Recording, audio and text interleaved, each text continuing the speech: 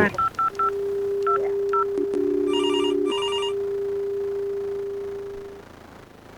Bismillahirrahmanirrahim. Assalamualaikum warahmatullahi wabarakatuh. Alhamdulillah wassalatu wassalamu ala rasulillah wa ala alihi wa sahbihi wa mawalah. La hawla wa la quwata illa billahi amma ba'd.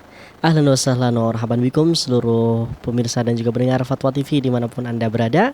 Alhamdulillahirrabbilalamin. Senang sekali rasanya di sore hari ini, tepatnya pada hari Rabu 14 Mei 2025, Anda dan saya bisa berjumpa lagi tentunya dalam program acara kesayangan kita, yaitu live interaktif fikih ibadah bersama guru kita Ustadz Dr. Anas Burhanuddin MA Hafizahullahu Ta'ala. Dan salawat dan salam semoga selalu tercurah kepada Nabi kita, suri tauladan kita, Nabi Muhammad Sallallahu Alaihi Wasallam. Baiklah pemirsa dan juga pendengar Fatwa TV dimanapun Anda berada, tentunya di sore hari ini sekali lagi kita akan mendengarkan live interaktif fikih ibadah bersama Ustadz Dr. Anas Burhanuddin MA Hafizahullahu Ta'ala, yang mana beliau merupakan anggota Dewan Fatwa Perhimpunan Al-Irsyad.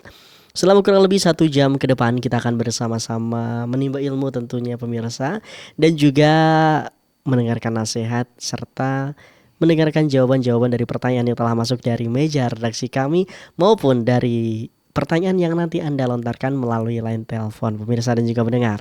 Dan alhamdulillahirrahmanirrahim, di studio Fatwa TV Jember telah hadir bersama kita semua Ustaz Anas Burhanuddin. Kita sapa terlebih dahulu. Assalamualaikum Ustaz.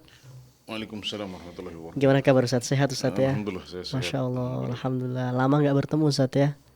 Masya Allah ya. Iya. Karena kita sisipan terus jadwalnya kayaknya. Iya gitu Ustaz. Tapi alhamdulillah sore hari ini, tadi kehujanan gak Ustaz? Ada hujan, kita hujan tapi siang tadi ya. Kalau sore ini gerimis saja. Gerimis ya Ustaz ya. Kita mengira di Jember ini musim hujan sudah berlalu, tapi ternyata alhamdulillah kita masih dapat nikmat hujan dari Allah Subhanahu wa taala. Betul Ustaz. Sampai pekan-pekan ini alhamdulillah, padahal sudah Mei ini. Iya Ustaz. Berarti ini udah nggak ada lagi tuh Ustaz, cuaca kemarau terus, cuaca hujan terus gitu. Ya, alhamdulillah. Saya ingat dulu pas tahun 2016, 2017 begitu, kita hampir setiap tahun itu sholat istisqa. Iya. Jadi kalau sudah kemarau panjang ya, sudah bulan katakanlah bulan September, Oktober itu kita dulu biasanya istisqa, selalu istisqa setiap tahun. Itu sudah menjadi rutinitas kita di SD Imam Syafi'i Jember. Tapi alhamdulillah dalam beberapa tahun terakhir ini kita nggak pernah istisqa lagi, karena alhamdulillah hujannya selalu musimnya panjang ya, dan musim kemaraunya lebih pendek. Iya. Berarti itu sebuah nikmat yang harus kita syukuri Ustaz ya. Betul. Baik Ustaz. Di sore hari ini tentunya pemirsa dan juga pendengar Fatwa TV sudah siap nih Ustaz ya, mendengarkan dan juga menambah ilmu kepada antum. Semoga Allah berkahi kita semua. Amin. Ya rabbal alamin. Baik pemirsa dan juga pendengar Fatwa TV dimanapun Anda berada, tentunya tak lupa saya menyapa seluruh pendengar yang juga ikut mendengarkan di RTVC atau Asosiasi Radio dan Televisi Islam Indonesia. Di antaranya ada Radio Binbas Yogyakarta, Radio Sahabat Tegal, Radio MD FM Probolinggo, Radio Amuba Pangkal Pinang, Radio Sago FM Sumatera Barat, Radio Gama FM Bontang, Radio Al Hikmah Banyuwangi, Radio Al Bina AM Bekasi, Radio Tua FM Riau, dan juga Radio Dai Tengaran. Ahlan wa sahlan wa marhaban bikum seluruh pendengar dimanapun Anda berada. Baik pemirsa dan juga pendengar Fatwa TV, sebelum saya memberikan kesempatan kepada Anda untuk bertanya secara langsung di sore hari ini berkaitan dengan fikih ibadah, kita akan dengarkan terlebih dahulu nasihat singkat dari beliau Ustadz Dr. Anas Burhanuddin. Kepada beliau kami persilakan. Bismillahirrahmanirrahim. Kalau kita memahami kandungan zikir yang diajarkan oleh Rasulullah SAW dalam sholat kita, kemudian kita mengulang-ulang zikir yang sama setiap hari, maka kadang-kadang jiwa ini merasakan bosan. Atau kadang-kadang karena seringnya kita membaca satu zikir atau satu surat tertentu, maka akhirnya bacaan zikir itu hanya menjadi bacaan yang berupa ritual yang tanpa arti dan tanpa kita resapi. Nah, itu adalah satu hal yang manusiawi dan kadang-kadang terjadi pada diri kita, dan para ulama juga menjelaskan bahwasanya itu biasa juga terjadi pada diri mereka. Nah, untuk meminimalisir hal tersebut, Nabi Muhammad SAW mengajarkan untuk kita zikir yang bervariasi. Jadi untuk doa iftitah misalnya, Nabi Muhammad SAW sampai mengajarkan beberapa bentuk zikir atau beberapa variasi zikir. Sebagian ulama ada yang menyebutkan ada 4, sebagian ada yang menyebutkan ada 6 zikir istiftah saja. Dalam rukuk juga begitu, sujud juga begitu. Nah, di antara faedah atau hikmah dari disyariatkannya zikir yang bervariasi dalam salat kita adalah untuk menciptakan variasi-variasi sehingga kita tidak bosan. Ketika kita sudah jenuh dengan satu zikir, ya meskipun ya zikir itu selalu indah.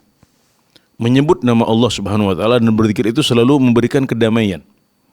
Tapi adalah hal yang manusiawi kalau kadang-kadang kita merasa jenuh karena itu lagi.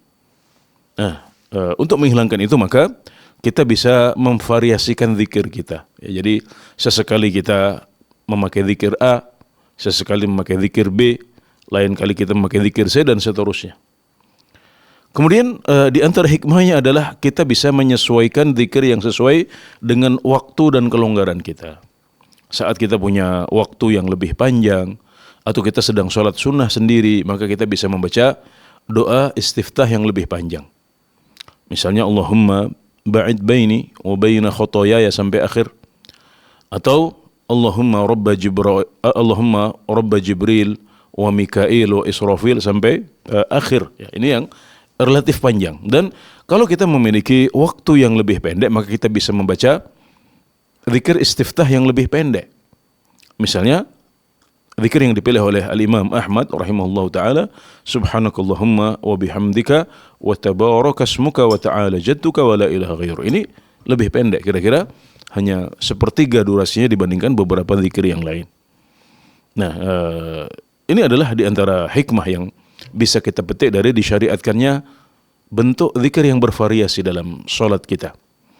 Bahkan kalau memang kita memiliki waktu yang sempit, ya, maka kita bisa menghilangkan doa iftitah ini sama sekali. Jadi karena doa iftitah adalah sunnah, ya, maka kita bisa tidak melakukannya dan langsung membaca Al-Fatihah saja kemudian surat. Atau bahkan kalau waktu kita lebih sempit lagi, maka kita bisa mencukupkan diri dengan Al-Fatihah saja tanpa surat dan tanpa iftitah. Nah, ini adalah di antara hikmah yang bisa kita petik, maka kita bisa mengamalkannya dalam sholat kita sehari-hari dan juga memvariasikan bentuk-bentuk zikir ini juga dengan variasi durasinya yang berbeda sehingga kita bisa semakin baik ibadah kita kepada Allah Subhanahu wa taala dan kita bisa menyesuaikannya dengan kondisi-kondisi yang kita hadapi. Barakallahu fikum. Nah, Mufiq barakallahu Ustaz, syukron atas nasihat singkatnya ini Ustaz, berkaitan dengan variasi zikir yang ini agar kita tidak bosan Ustaz ya. Nah, namun kalau saya boleh tanya Ustaz ya, bagaimana menyikapi dengan ketika ada zikir yang ini nanti orang-orang, oh kamu ormas ini ya, dengan variasi zikir ini kamu ormas ini, itu bagaimana Ustaz ya? Ya, ini adalah sebuah perspektif atau pola pikir yang salah ya. Karena zikir-zikir itu adalah zikir-zikir yang semuanya sahih dari Rasulullah SAW. Maka perbedaan pilihan dalam hal ini itu hanya sebenarnya perbedaan mana yang lebih afdal. Nah, seperti Imam Ahmad rahimahullah taala memilih yang terbaik adalah subhanakallahumma wa tabarakasmuka wa ta'ala jadduka wa la ilaha ghairu. Karena itu yang diajarkan oleh Umar bin Khattab ya kepada orang-orang di masjid-masjid. Kemudian itu juga yang biasa dibaca oleh Rasulullah dalam sholat fardu. Sementara yang lain itu kalau kita lihat konteksnya itu dalam sholat sunnah gitu. Tapi Imam Ahmad tidak mengingkari zikir yang lain. Jadi ketika ada yang baca zikir yang lain, ya boleh persilahkan. Ini hanya pilihan bisa dikatakan favorit saja ya. Mana yang menjadi favorit, mana yang kita utamakan. Tapi yang lain sahih dari Rasulullah SAW. Maka hendaknya kita juga mencontoh Imam Ahmad yang begitu terbuka ya, begitu terbuka dan juga insaf ya, objektif. Kenapa disalahkan? Lawang itu sunnah Nabi Muhammad SAW. Nah, kita yang membuat masalah sendiri dengan mengidentikan ini zikir ini adalah zikirnya ormas A atau ini yang populer di ormas B. Nah, enggak masalah sebenarnya memilih ya zikir-zikir yang kita pilih mungkin sesuai dengan kandungan maknanya ya, atau mungkin lebih sahih menurut versi kita ya. Tapi jangan kemudian dijadikan simpul fanatisme baru. Ya, ini yang tidak tepat ya, yang tidak tepat sehingga akhirnya malah menimbulkan masalah. Akhirnya membuat orang segan ya untuk membaca zikir yang lain karena khawatir dicap ya, khawatir ada stigma dan sebagainya. Sehingga akhirnya malah kehilangan hikmah dari disyariatkannya zikir-zikir itu sendiri. Taib, Ustaz. Baik, barakallahu fikum Ustaz. Baik pemirsa dan juga pendengar Fatwa TV dimanapun Anda berada, kita akan langsung menjawab pertanyaan atau penelpon pertama. Ada Bapak Saleh Haji di Bengkulu. Kita sapa. Halo, assalamualaikum Fatwa TV. Waalaikumsalam warahmatullahi wabarakatuh. Baik, Bapak Saleh silahkan dengan pertanyaannya Bapak. Ya baik. Assalamualaikum warahmatullahi wabarakatuh, Ustaz. Waalaikumsalam warahmatullahi wabarakatuh. Tentang hadis yang menyebutkan keutamaan amalan di 10 hari pertama bulan Dzulhijjah, Ustaz. Jadi amalan-amalan apa yang lebih diutamakan, Ustaz? Di 10 hari pertama bulan Dzulhijjah yang pahalanya melebihi pahala jihad begitu. Apakah disunahkan juga puasa dari tanggal 1 sampai tanggal 9, Ustaz? Baik. Puasa sunnah seperti itu, Ustaz. Syukran, jazakumullah khairan, barakallahu fikum. Wassalamualaikum warahmatullahi wabarakatuh. Waalaikumsalam warahmatullahi wabarakatuh. Waalaikumsalam warahmatullahi wabarakatuh. Iya, ini sebuah pertanyaan yang sekaligus menjadi tadzkir ya, atau pengingat untuk kita bahwasanya kita sedang menapaki sebuah musim ibadah yang akan mencapai puncaknya pada 10 hari pertama bulan Dzulhijjah atau yang disebut sebagai Asyru Dzulhijjah. Jadi dalam Asyru Dzulhijjah ini yang merupakan hari-hari paling mulia sepanjang tahun. Ibnu Taimiyah rahimahullah taala menyebutkan rangkaian hari terbaik sepanjang tahun adalah Asyru Dzulhijjah. Dan rangkaian malam terbaik sepanjang tahun adalah Al-Ashrul Awakhir min Ramadan ya. 10 malam terakhir bulan Ramadan. Dan di antara keutamaan yang dijelaskan oleh Nabi Muhammad SAW tentang keutamaan Asyru Dzulhijjah adalah bahwasanya pada hari-hari itu amalan lebih baik, amal soleh lebih dicintai oleh Allah Subhanahu Wa Taala daripada amalan di waktu lain, termasuk jihad di jalan Allah. Kecuali kalau seseorang berangkat dengan harta dan jiwanya, kemudian dia tidak pulang dengan satupun dari apa yang dia bawa. Jadi hartanya habis, kemudian jiwanya juga tercabut dalam jihad tersebut, baru amalan tersebut lebih afdal daripada beramal soleh pada 10 hari pertama bulan Dzulhijjah. Maka dari hadis yang agung ini, para ulama kemudian menyimpulkan bahwasanya amalan sunnah pada bulan Ramadan, pada 10 pertama bulan Dzulhijjah itu lebih afdal daripada jihad yang sifatnya sunnah. Hanya kalah dengan jihad yang sifatnya wajib. Dan kalau kita melihat redaksi hadisnya, ma min yaumin al-amalu salihu fihi ahabbu ila Allah min hadhihi al-ashr atau min hadzal ashr. Ya, tidak ada hari-hari di mana amal saleh lebih afdal dan lebih dicintai oleh Allah Subhanahu wa taala daripada amal saleh pada 10 hari ini. Nah, jadi beliau menyebutkan amal saleh secara umum, amal saleh secara luas, dan itu juga yang dipahami oleh para ulama kita. Maka semua amal soleh disyariatkan untuk diperbanyak. Jadi amal soleh apa saja silahkan sebut, amal soleh apa saja yang anda ketahui diajarkan oleh Nabi Muhammad SAW, maka itu disyariatkan untuk diperbanyak pada hari-hari pertama bulan Dzulhijjah. Baik yang terkait amalan hati atau amalan lisan berupa zikir membaca Al-Quran, maupun amalan anggota tubuh ya, berupa haji, umrah, salat ya, salat sunnah. Juga baik yang lahir maupun yang batin. Juga baik yang sifatnya individu maupun sosial. Semuanya disyariatkan dan dianjurkan untuk diperbanyak pada Asyru Dzulhijjah. Kemudian yang lebih ditegaskan lagi adalah amalan-amalan soleh yang memiliki dalil khusus. Ya, seperti puasa pada hari Arafah. Ya, kemudian memperbanyak takbir, tahlil dan tahmid. Yang kemudian haji, kemudian juga menyembelih kurban.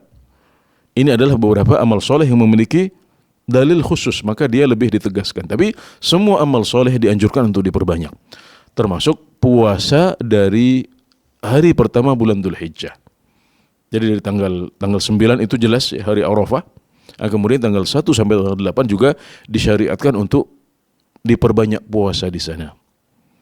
Dan sebagian kawan-kawan kita mempermasalahkan, tapi kan nggak ada riwayat yang khusus menyebutkan Nabi mengerjakan puasa pada 10 hari pertama bulan Dzulhijjah. Nah, ini adalah sebuah cara istidlal yang salah ya, karena sebuah sunnah itu kadang-kadang ditunjukkan oleh perbuatan Nabi Muhammad SAW dan kadang-kadang ditunjukkan oleh ucapan verbal beliau. Dan dalam hal ini ya, hadis yang kita sudah sampaikan tadi tentang keutamaan Asyurul Dzulhijjah itu sifatnya adalah berupa ucapan verbal atau sunnah qauliyah dari Nabi Muhammad SAW, dan kata para ulama itu sudah cukup untuk dijadikan landasan bahwasanya berpuasa sunnah di 10 pertama bulan Dzulhijjah termasuk dari tanggal 1 sampai tanggal 8 itu dianjurkan dan disunahkan untuk diperbanyak. Nah, semoga bisa dipahami dengan baik. Barakallahu fikum. Nah, Ustaz, barakallahu fikum, semoga bisa menjawab pertanyaan Bapak Soleh Haji yang ada di Bengkulu. Baik, selanjutnya sudah tersambung dari Sumatera lagi nih, ada Bapak Basri dari Palembang. Kita sapa. Halo, assalamualaikum Fatwa TV. Waalaikumsalam Pak Ustadz, semoga Pak Ustadz dan pembawa acara tetap sehat selalu. Amin ya rabbal alamin. Silakan Bapak pertanyaannya Bapak. Yang ingin saya tanyakan ini masalah sholat berjamaah, jarak kaki itu kira-kira berapa senti atau apa satu jengkal atau gimana yang idealnya itu? Kadang-kadang ada sampai lebih itu kan? Nah, mungkin itu jarak kaki kita apa? Jarak kaki kita apa kaki kita dengan orang yang di samping kita, Pak? Enggak, jarak kaki kita tuh kadang-kadang terlalu lebar itu dia bukaannya itu.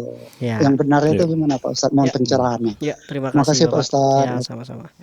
Ya, silakan Ustadz. Ya, jarak antara kaki kita ya dengan kaki yang lain, maksudnya antara kaki kanan dengan kaki kiri kita itu, yang terbaik adalah kita menjadikannya sejajar dengan pundak kita. Karena dalam hadis-hadis tentang meluruskan shaf ya, Nabi Muhammad SAW kadang-kadang menunjukkan kaki ya, atau para sahabat misalnya mengatakan dahulu kami menempelkan kaki kami dengan kaki teman sebelah, atau kami menempelkan mata kaki kami dengan mata kaki teman sebelah, atau kadang-kadang disebutkan mangkib ya, pundak dengan pundak ya. Jadi inilah yang memang akan membuat shaf itu yang pertama lurus, kemudian yang kedua rapat. Nah, jadi kaki kita rapat kemudian badan kita juga rapat, di mana antara mankib ya, antara pundak ini menempel. Nah, jadi itu yang dijadikan patokan ya. Maka kalau kaki kita sudah sejajar dengan pundak ya, maka insya Allah itu akan mendukung shaf kita lurus dan rapat. Sebaliknya ya, kalau misalnya kaki kita terlalu lebar, maka mungkin kaki kita nyambung, ya, tapi pundak kita pasti akan ada celahnya. Nah, ini yang kadang-kadang dipaksakan oleh sebagian umat Islam ya, di mana mereka memahami bahwasanya kaki-kaki itu harus disunahkan untuk dirapatkan ya, sehingga akhirnya ketika ada mungkin kawan di samping yang belum sepaham, yang mereka mungkin agak longgar dalam masalah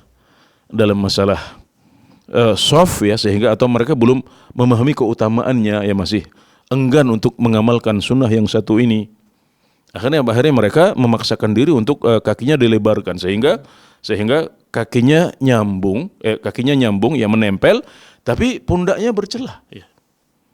Nah, ini akhirnya tujuan dari merapatkan shaf itu tidak terwujud karena yang nyambung hanya kakinya saja ya. Tapi kalau semuanya ya menjadikan kakinya sejajar dengan pundak, maka otomatis shaf kita akan menjadi lurus dan rapat biidznillah taala ya. Nah, ditambah lagi kalau mereka memaksakan diri itu akhirnya sebenarnya posisinya tidak ideal ya, karena posisi yang terlalu melebar, kaki melebar kita paksakan untuk harus harus menempel dengan kaki orang lain. Ini akhirnya membuat kita tidak nyaman sehingga agak ngangkang kan gitu, ngangkang sehingga kita tidak nyaman untuk sholat dalam posisi seperti itu ya. Saya kadang-kadang memperhatikan memang seperti itu, kayaknya capek sholat seperti itu gitu loh. Nah, jadi yang dimaksudkan oleh Nabi Muhammad SAW adalah yang penting rapat. Ya. Boleh mengatakan istawu, ya istawu itu luruskan. Ya. Watarasu artinya rapatkan, ya. Rapatkan. Ya. Dan kadang-kadang boleh menjadikan patokannya adalah kaki yang saling menempel. Kemudian juga kadang-kadang patokannya adalah pundak, ya, mangkib. Hadhu bainal manaqibi wal aqdam. Ya, boleh mengatakan hadhu sejajarkan, ya. Antara pundak-pundak. Atau hadhu bainal manaqibi wal aqdam juga bisa dipahami sejajarkan antara pundak dengan kaki, ya. Sehingga ini yang dimaksud tadi, lurus tadi itu. Kalau masing-masing dari kita lurus, masing-masing rapat, maka tidak akan ada celah, ya. Tidak akan ada celah antara soft kita, dan itu yang diajarkan oleh Nabi Muhammad SAW. Ya. Maka kalau misalnya ya ada orang-orang yang belum sepaham dengan kita, yang diajak merapat tapi dia tidak merapat, maka kita nggak usah ngoyo, nggak usah terlalu memaksakan untuk harus melebarkannya dan menempel dengan kaki dia, karena akhirnya apa? Yang kita kejar nggak tercapai juga, karena tetap aja softnya ada celah, ya. Kalau di bawah nempel tapi yang di pundak kita pasti akan ada celahnya. Nah, Nabi nggak ingin seperti itu. Nah, kemudian yang kedua, kita malah ngoyo, kemudian akhirnya kita berdiri kita tidak nyaman, ya. Ya sudah, kalau kita sudah berusaha, ya kita ingin rapat tapi orang lain tidak mau rapat, ya maka ya sudah, kita mempraktekkan fattaqullaha mastata'tum, ya, bertakwalah kalian kepada Allah dengan semampu kalian. Ya. Kita berusaha mewujudkan, tapi kalau ada orang lain, ya, umat Islam yang belum paham, ya, atau mungkin punya pendapat lain dalam masalah itu, ya sudah, kita tidak bisa memaksa mereka juga. Nah, jadi yang tepat, ya, sebagai kesimpulan dari jawaban untuk pertanyaan dari Bapak Basri di Palembang adalah bahwasanya kaki kita itu, ya, sejajar dengan pundak kita. Sejajar dengan pundak kita, dan sebagian fuqaha menyebutkan, ya, jaraknya adalah 1 jengkal kira-kira. Tapi itu ya kira-kira. Ya, mungkin sebagian orang yang badannya lebar, dia butuh lebih dari 1 jengkal. Bisa jadi seperti itu. Ya. Nah, intinya adalah bagaimana kita bisa mewujudkan soft yang pertama rapat, yang pertama lurus, ya, kemudian yang kedua rapat. Seperti itu. Semoga bisa dipahami dengan baik. Baik, syukron saja, jazakallahu khairan wa barakallahu fikum. Semoga bisa menjawab pertanyaan dari Bapak Basri yang ada di Palembang. Selanjutnya masih dari Sumatera, ada Bapak Beruni dari Jambi. Kita sapa. Halo, assalamualaikum Fatwa TV. Waalaikumsalam warahmatullahi wabarakatuh. Baik, silahkan Bapak Beruni dengan pertanyaannya. Terima kasih. Assalamualaikum Pak Ustadz. Waalaikumsalam warahmatullahi wabarakatuh. Ini Pak Ustadz, saya mau nanya masalah sholat berjemaah 2 orang antara imam dan makmum. Ya. Kemudian tidak lama kemudian kita sholat, datang masbuk yang ketiga, yang keempat. Jadi posisi imam tuh apa harus maju, apa harus mundur, posisi makmum cuman itu Pak Ustadz. Baik. Apa sejajar saja seluruhnya? Iya, baik Ustaz. Ada tempatnya, Pak? Tempatnya masih ada kan? Ya, tempatnya ada Pak, masjid umpamanya. Luas, ya, ada luas, ya, berarti, ya. Oke, baik. Ya, masjid. Ya. Ya, siap Pak Beruni. Cukup Bapak ya? Oh, siap. Iya. Terima kasih. Ya, baik. Baik. Ya, jadi ketika makmumnya hanya 1, ya, dalam arti sholat jamaahnya hanya terdiri dari imam dan 1 makmum, ya. Maka para ulama sepakat bahwasanya posisi makmum adalah sejajar dengan imam. Sebagaimana dinukil oleh Ibnu Rushd rahimahullah taala dalam kitab Bidayatul Mujtahid. Ya, beliau menyebutkan bahwasanya ini masalah yang ijma. Nah, jadi si makmum berdiri sejajar di samping kanan imam. Sebagaimana yang dilakukan oleh Nabi Muhammad SAW, ya, ketika Ibnu Abbas, ya, sholat di samping kiri beliau, maka beliau memutar Ibnu Abbas ke belakang, kemudian memposisikan beliau di sebelah kanan beliau. Maka inilah sunnah Nabi Muhammad SAW ketika makmumnya hanya 1. Nah, kemudian ketika masuk, ya, makmum yang kedua atau yang ketiga, maka ketika makmumnya lebih dari 1, ya, maka kalau mereka adalah laki-laki, maka mereka berdiri sejajar di belakang imam, ya. Mereka berdiri sejajar di belakang imam. Ya, imam mengambil posisi di paling tengah. Ya, maksudnya di depan tapi posisinya paling tengah. Ya, kemudian makmum yang 3 orang ini berdiri di belakang imam. Ya, berdiri di belakang imam. Kemudian makmum imamnya berada di posisi tengah-tengah di antara mereka. Ya, jadi ada imam, kemudian di belakangnya makmum yang paling tengah, kemudian sebelah kanan, sebelah kiri. Ya. Jadi seperti itu. Kemudian apakah imam yang maju atau makmumnya yang mundur? Iya, betul, Ustaz. Ya, ini adalah masalah teknis yang semuanya boleh, ya. Tinggal melihat posisinya. Ya, kalau memang ada posisi yang masih luas di belakang, ya, makmum misalnya sudah di depan, ya, makmum sudah di depan, nggak ada pilihan lagi untuk maju misalnya, maka berarti para makmum yang harus mundur Tapi kalau sebaliknya, misalnya kalau mereka harus mundur, nggak ada lagi tempat, misalnya adanya imam maju, maka di sini imam harus tanggap, ya. Nah, maka yang masuk ke dalam shaf pun nanti, kalau sekiranya yang terbaik adalah imam yang maju, maka yang ditepuk jangan hanya makmumnya, tapi imamnya juga diberitahu, ya, ditepuk, dikasih tahu, oh kita ingin gabung dalam jamaah, sehingga nanti imam karena juga pasti mempertimbangkan kondisi tempat dia sholat, barangkali dia melihat, oh ini sebaiknya saya maju, maka imam yang maju. Ya. Nah, berarti para makmum tinggal masuk ke posisi imam, ya, sehingga mereka sholat di belakangnya imam. Ya. Adapun kalau di antara yang masbuk itu ada wanita, ya, maka wanita harus berdiri sendiri di shaf yang ketiga. Jadi yang pertama adalah imam, shaf yang kedua adalah untuk makmum laki-laki, yang di belakang adalah makmum wanita. Ya.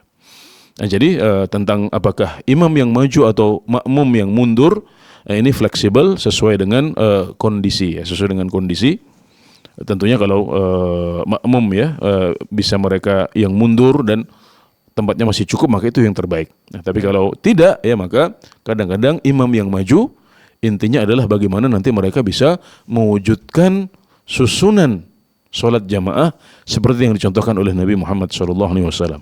Adapun apakah imam yang maju atau makmum yang mundur, maka ini masalah teknis saja. Yang penting adalah bagaimana nanti mereka bisa mewujudkan susunan atau bentuk sholat jamaah yang sesuai dengan ajaran Nabi Muhammad SAW. Nah. Baik, Ustaz, syukron saja, jazakallah khairan atas jawabannya. Semoga bisa menjawab pertanyaan dari Bapak Baruni yang ada di Jambi. Selanjutnya kita terhubung dengan Bapak Bustanuddin yang ada di Solok. Kita sapa. Halo, assalamualaikum Fatwa TV. Waalaikumsalam warahmatullahi wabarakatuh. Baik, silakan Bapak dengan pertanyaannya. Begini Ustaz, kalau kita salat Id, Ustaz, khususnya Idul Adha nantinya, takbirnya itu 7 kali dengan takbir ikram atau 8 kali dengan takbir ikram tu. Baik. Ya, yang negara pertama. Yang kedua, apa itu 5 kali dengan takbir bangkit istiqlal atau 6 dengan itu, Ustaz? Ya.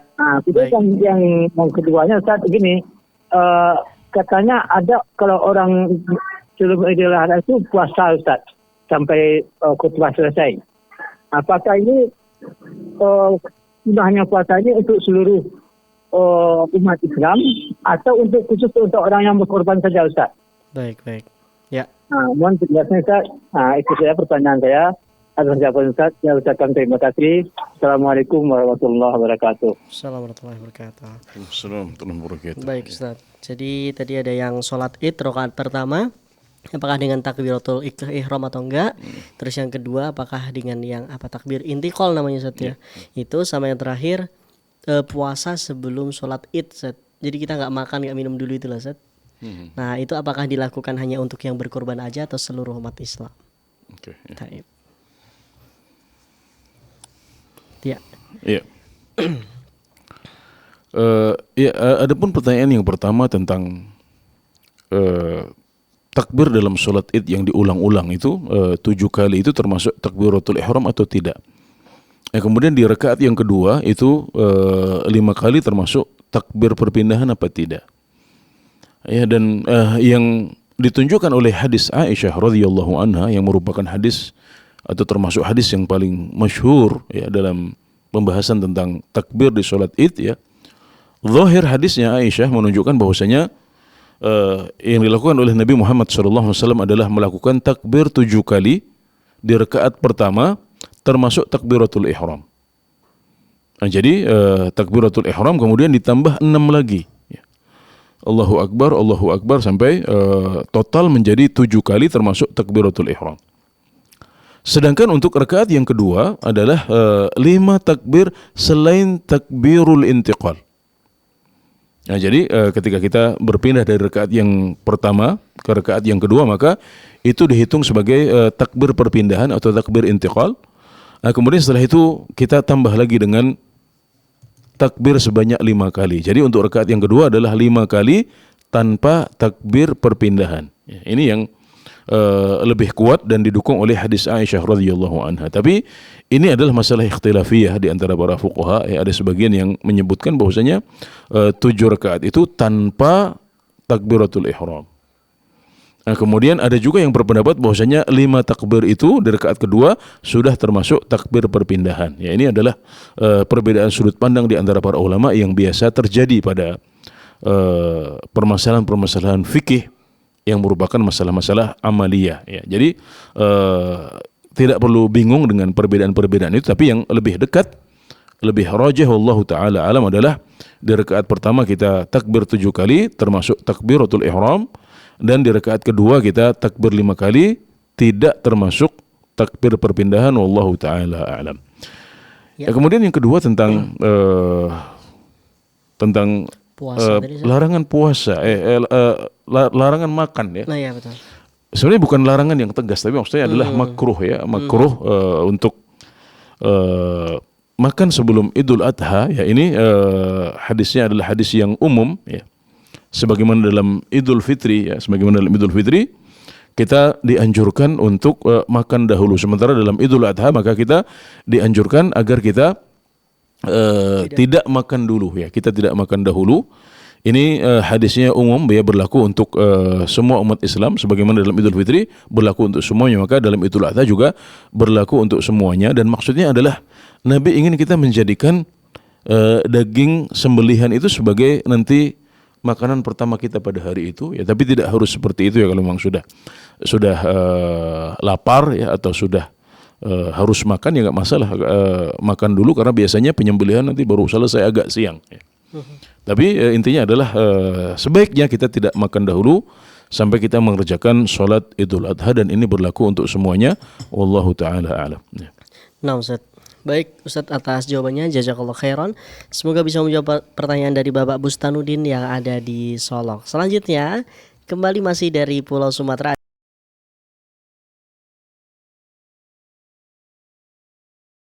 Warahmatullahi wabarakatuh, Pak. Waalaikumsalam warahmatullahi wabarakatuh. Silahkan Bapak Ibrahim.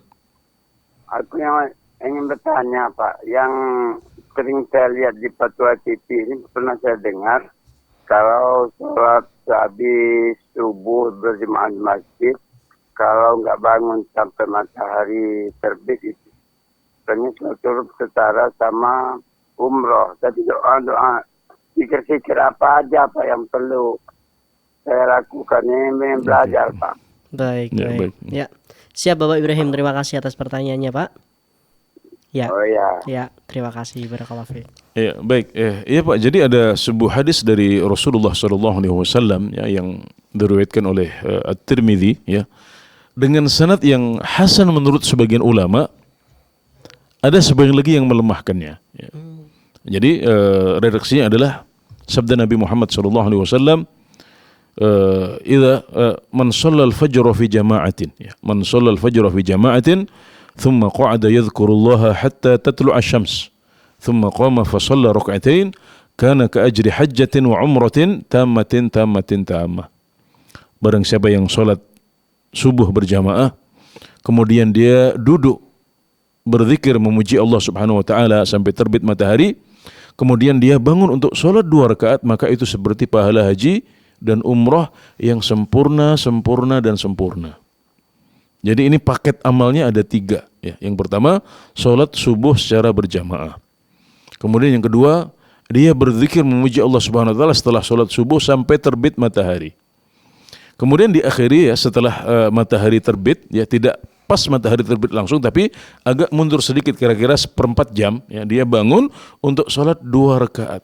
Apa saja, bisa sholat duha karena sudah waktu duha, bisa juga mengqadha sholat qobliyah subuh yang belum dilakukan, atau sholat sunnah mutlaqah, yang penting sholat 2 rakaat, diakhiri dengan sholat 2 rakaat. Jadi ada 3 amalan. Ya, ini kalau terkumpul, maka bagi mereka yang mensahihkan atau menghasankan hadis ini, maka berarti amalan tersebut memberikan pahala dan keutamaan yang besar berupa pahala haji dan umrah yang sempurna, dan sempurna. Nah, jadi itu rangkaian amalannya. Ya, kemudian zikir ini apa yang dibaca? Ya. Nah, Nabi menyebutkan yang penting berzikir memuji Allah Subhanahu wa taala. Maka zikir itu bisa dengan membaca zikir pagi, atau zikir yang mutlak, ya, zikir apa saja. Misalnya kita mengucapkan la ilaha illallah, subhanallah, walhamdulillah, Allahu akbar, subhanallah wa bihamdih, subhanallah wa bihamdih, subhanallahil azim, la haula wala quwata illa billah, atau yang lain, ya. Kita ulang-ulang sampai terbit matahari, maka itu boleh. Atau membaca Al-Quran, ya, karena membaca Al-Quran juga merupakan zikir. Atau boleh juga dengan menghadiri majelis ta'lim, ya, kalau ada kultum setelah subuh atau kajian, ya, dari waktu subuh sampai waktu duha, kita ikuti, itu sudah cukup. Maka kalau selesai kajian, ya, kemudian matahari sudah terbit, kita akhiri dengan sholat 2 rakaat. Nah, itu semuanya bisa mewujudkan keutamaan yang dijanjikan oleh Nabi Muhammad SAW. Itu semuanya disebut zikir. Atau kita gabungkan semuanya.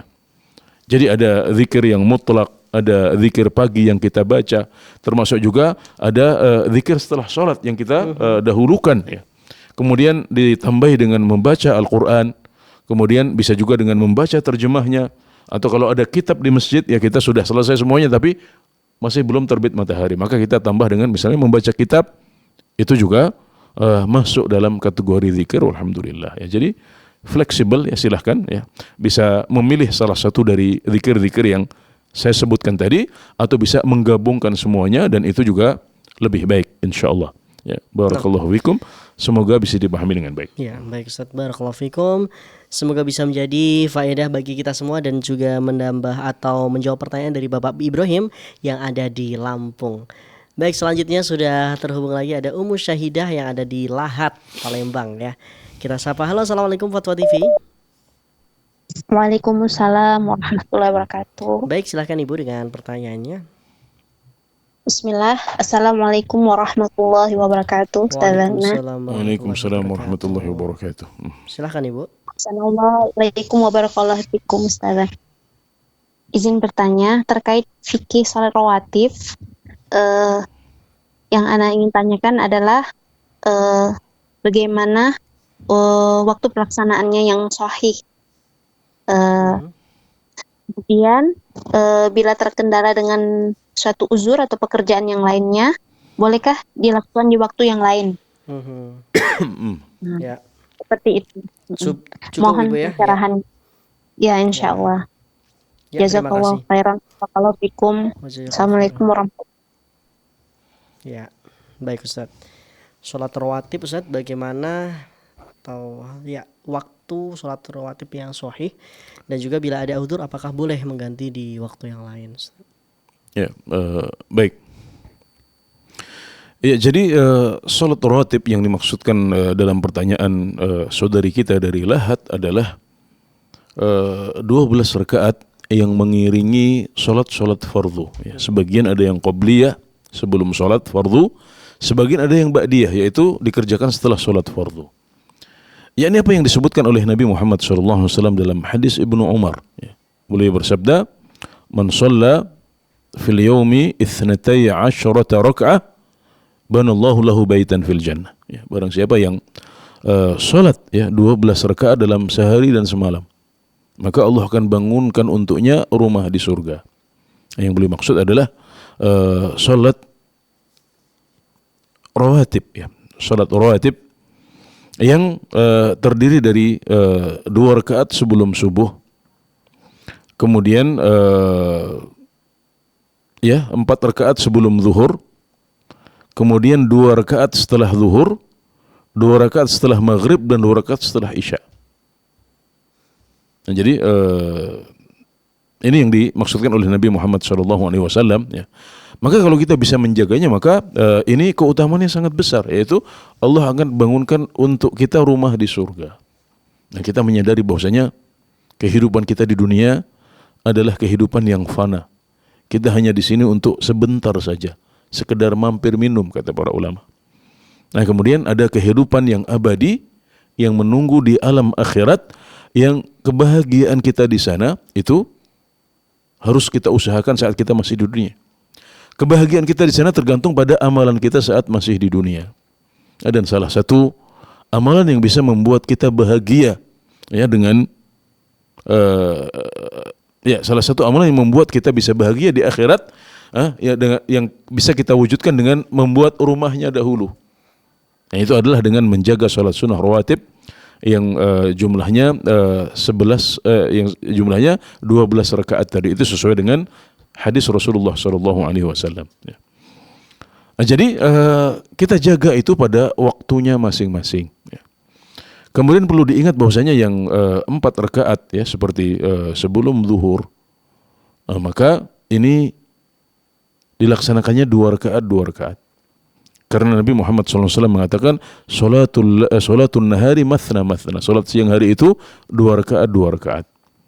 Itu yang pertama. Kemudian yang kedua, kalau ada uzur, ya, misalnya sebelum zuhur kita tidak sempat melakukan, ya, atau hanya sempat melakukan 2 rakaat saja, sudah keburu qomat, maka ini bisa diqadha setelah zuhur. Atau setelah zuhur kita sibuk, misalnya kita tidak bisa melakukannya, maka teladan dari Nabi Muhammad SAW adalah ba'diyah zuhur bisa dilaksanakan setelah sholat asar. Padahal setelah asar itu adalah waktu larangan untuk mengerjakan sholat, ya. Tapi Nabi Muhammad SAW mengqadha ba'diyah zuhur beliau setelah sholat asar, ya. Jadi ini termasuk sholat dzatus sabab, sholat yang memiliki sebab khusus. Yang ini menunjukkan ditegaskannya sholat sunnah rawatib yang 12 rakaat ini, sampai-sampai Nabi Muhammad SAW mengqadhanya. Ya, demikian juga yang tidak sempat mengerjakan habis maghrib, sempatnya habis isya, boleh mengqadhanya setelah isya. Yang tidak sempat untuk mengerjakannya setelah isya, maka nanti bisa diundur, ya, ketika sudah jam 9, jam 11, ya, atau bahkan kalau tidak sempat bisa dikerjakan esok harinya, ya. Jadi sunnah Nabi Muhammad SAW adalah mengqadha salat sunnah yang muakkadah, ya, salat sunnah yang ditegaskan, ya, termasuk salat sunnah rawatib ini juga termasuk salat witir, ya, disunahkan untuk diqadha, ya. Jadi itulah teladan Nabi Muhammad SAW. Maka kerjakan masing-masing pada waktunya. Kalau ada uzur maka bisa diqadha di waktu yang lain. Walhamdulillah. Nah, Ustaz, syukron jazakallah khairan wa barakallahu fikum atas jawabannya. Semoga ini bisa menjawab pertanyaan dari Ummu Syahidah yang ada di Lahat. Selanjutnya ada Ibu Yanti di Sumatera Barat. Kita sapa. Halo, assalamualaikum Fatwa TV. Waalaikumsalam warahmatullahi wabarakatuh. Baik, silakan Ibu.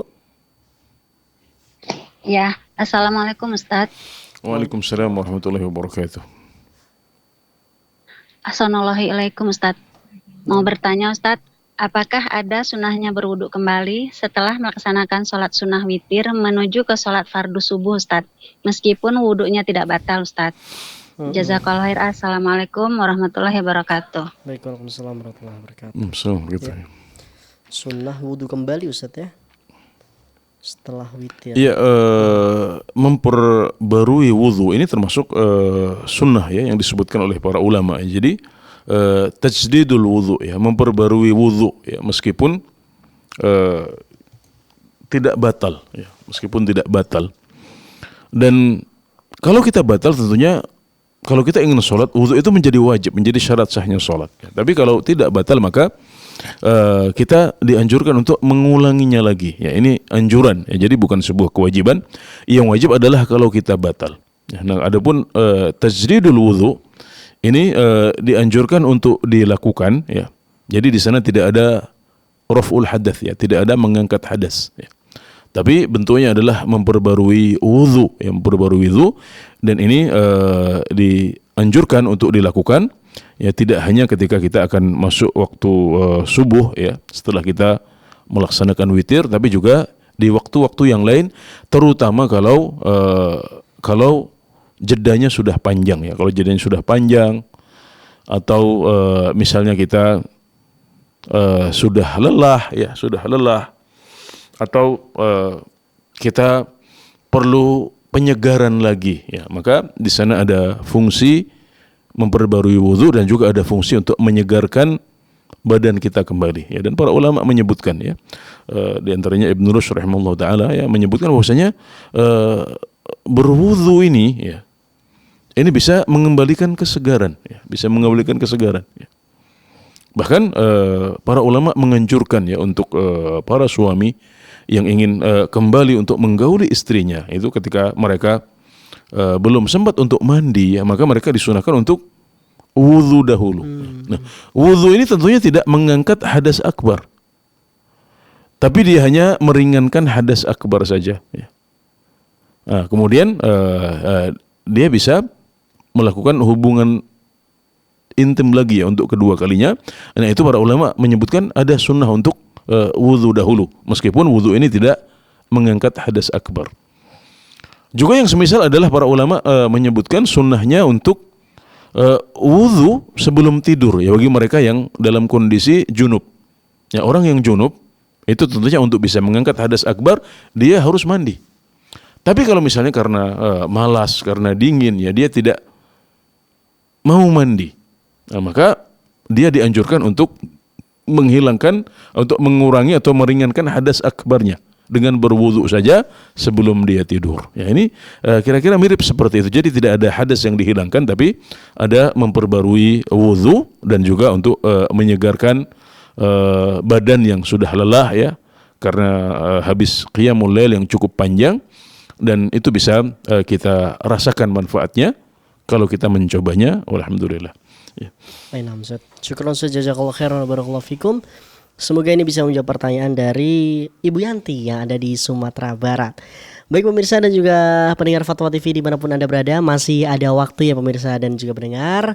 Di sore hari ini Anda bisa bertanya secara langsung berkaitan dengan fikih ibadah bersama Ustaz Anas Burhanuddin. Masih ada waktu tinggal beberapa menit Anda bisa menghubungi kami, menelpon kami di 0821 706087 untuk nomor WhatsApp, dan Anda bisa menghubungi di telepon seluler biasa di 0331 544 6087.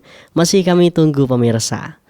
Baik, selanjutnya sudah terhubung ada Ibu hamba Allah di Sumatera Barat kembali. Silahkan Ibu. Assalamualaikum Fatwa TV. Ya, assalamualaikum Ustaz. Ya, waalaikumsalam warahmatullahi wabarakatuh. Silahkan Ibu. Mau nanya Ustaz, hukum tentang membaca surat Al-Muluk setiap malam, bagaimana itu hukumnya Ustaz? Baik. Ya. Waalaikumsalam warahmatullahi wabarakatuh. Ya Ustaz, bagaimana hukum membaca surat Al-Mulk setiap malam Ustaz? Taib. Surat Al-Mulk ya. Apakah ada sunnahnya Ustaz atau ada syariatnya? Tafadhal Ustaz. Ya, ini saya tidak ingat ya keutamaannya. Ya, insyaallah kita bisa jawab di kesempatan yang lain insyaallah. Okay. Mohon maaf Ibu ya, saya tidak ingat hadis atau dalil yang menunjukkan keutamaannya saat ini. Ini salah satu amalan yang populer ya. Baik. Tapi saya tidak ingat dalil khusus yang menunjukkannya, maka insyaallah kita akan murojaah lagi, kita akan lihat insyaallah kita jawab di kesempatan yang akan datang. Kalau bisa Ibu bisa hadir di sesi pekan depan ya, atau bisa juga ditanyakan nanti setelah sholat Isya kepada Ustaz Abdullah Hurai atau yang lain. Ya. Barakallahu fiik. Wafik barakallah. Taib Ustaz, ini kita masih menunggu penelpon Ustaz. Afwan Ustaz, Ana mau tanya, tadi ada yang sedikit Ana perhatikan masalah sholat syuruk tadi Ustaz. Mungkin gak tahu Ana salah dengar atau gimana.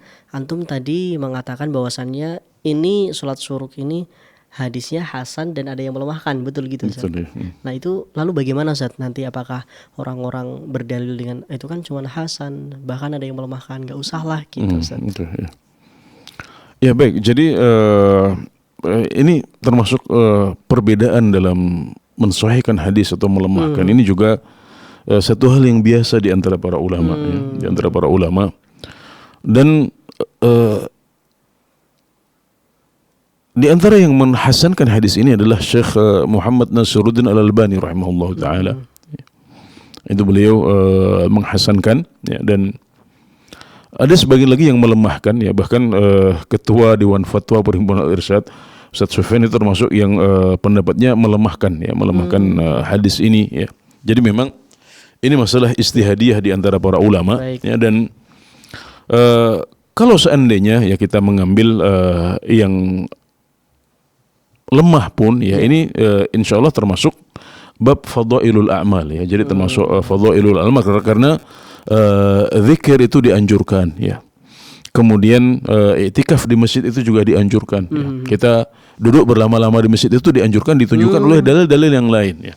Kalau kemudian ada satu hadis yang menunjukkan keutamaannya, kemudian sebagian ulama mensahihkannya, sebagian ulama melemahkannya, ya, maka kita masih bisa pakai. Kalau seandainya itu lemah, itu sebagian ulama berpendapat yang seperti ini masih bisa dipakai dalam bab fadailul a'mal, yaitu dalam bab yang menjelaskan tentang keutamaan amalan-amalan. Dan ini kan persis, ini kan menunjukkan keutamaan zikir, ya, keutamaan zikir, ya, setelah sholat subuh berjamaah sampai terbit matahari, yang itu adalah sebuah ibadah yang bagus, ya. Zikir itu dianjurkan, kemudian iktikaf juga dianjurkan, hanya kemudian sekarang ini ditambahi dengan ada keutamaannya, ya. Jadi dasar amalnya boleh dan sahih, ya.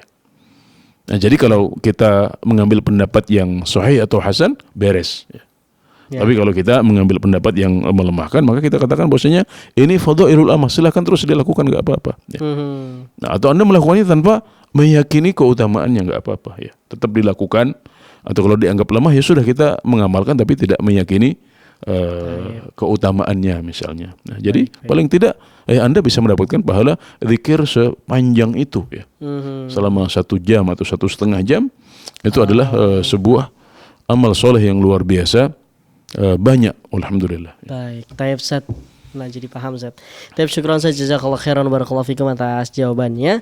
Dan juga Ustaz, mungkin pertanyaan Ana tadi sekaligus menutup perjumpaan kita saat di sore hari ini, karena ini alhamdulillah penelpon sudah masuk Ustaz, dan semua pertanyaan di sore hari ini dari telepon semua Ustaz. Masya Allah, di sore hari ini sangat antusias sekali, ya, pemirsa dan juga pendengar. Dan dari Sumatera semuanya. Sahih Ustaz, betul. Dari Sumatera semuanya. Ini luar biasa, kita apresiasi Sumatera, ya. Ini juaranya Sumatera. Masya Allah, sore hari ini Ustaz.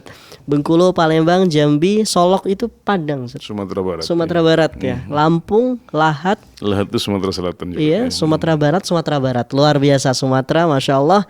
Jawanya ini nggak ada ini Ustaz. Ya, mungkin di Ustadz lain atau mungkin di pekan depan insya Allah. Oh, ada, ya. Cuman tadi qadarullah putus Ustaz, ada yang sudah masuk Ustaz. Ada faktor teknis, ya, yang mengganggu. Betul Ustaz, Masya Allah. Barakallahu fikum. Semoga ini bisa menjadi semangat buat kita semua untuk selalu menuntut ilmu kepada siapapun, tentunya di live interaktif di setiap jadwal yang sudah ditentukan. Baik Ustaz, kami ucapkan syukron jazakallahu khairan Ustaz atas waktunya di sore hari ini. Sudah membersamai kita, sudah memberikan ilmu, sharing kepada kita berkaitan dengan hukum-hukum dan lain sebagainya. Semoga ini bisa menjadi amal jariah antum dan juga bisa kita amalkan dalam keseharian kita. Amin ya rabbal alamin. Barakallahu fikum Ustaz. Baik pemirsa dan juga pendengar Fatwa TV dimanapun Anda berada, alhamdulillah alamin. Tidak terasa kurang lebih 1 jam, ya, kita sudah membersamai Anda semua pemirsa dan juga pendengar. Alhamdulillah telah banyak sekali ilmu yang kita dapatkan dan juga faedah tentunya. Semoga apa yang disampaikan Ustadz Anas ini bisa kita amalkan dalam keseharian kita. Amin amin ya rabbal alamin. Dan pemirsa Fatwa TV, bagi Anda yang ingin mengetahui rangkaian acara di Fatwa TV lebih detail, Anda bisa mengunjungi website kami di www.fatwatv.id dan Anda bisa update tanya jawab di www.dewanfatwa.com/tanya-jawab. Dan kemudian kami mengajak Anda pemirsa dan juga pendengar guna memanfaatkan peluang untuk berjuang bersama kami dalam syiar dakwah Islam di Fatwa TV melalui rekening aktif kami atas nama Fatwa TV. Dan juga pemirsa, jangan lupa saksikan di malam hari nanti live interaktif Jalan Lurus bersama Ustadz Dr. Abdullah Roy MA Hafidhullah Ta'ala. Malam hari nanti pukul 8 malam waktu Indonesia Barat. Jangan sampai ketinggalan. Dan akhirnya Kami ingatkan pemirsa, jangan lupa terus saksikan live interaktif dari hari Senin hingga hari Jumat sesuai jadwal yang telah ditentukan. Saya mewakili kerabat kerja yang bertugas pamit undur diri. Kita tutup. Wassalamualaikum warahmatullahi wabarakatuh.